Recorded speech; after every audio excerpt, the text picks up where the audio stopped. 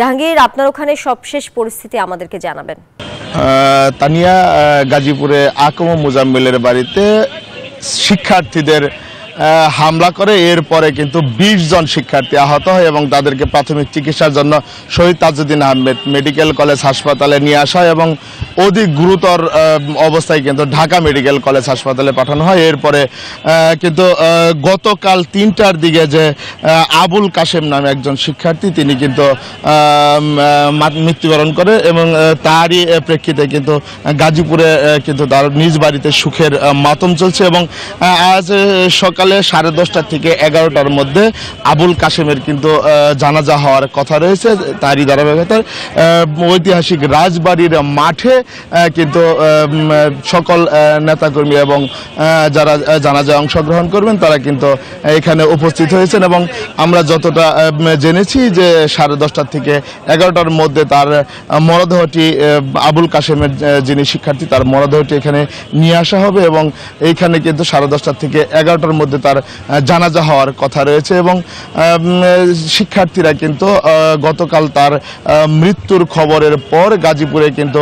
মশাল মিছিল করেছেন এবং বলতেই পারি যে গাজীপুর কিন্তু তার মৃত্যুতে কিন্তু উত্তপ্ত রয়েছে এবং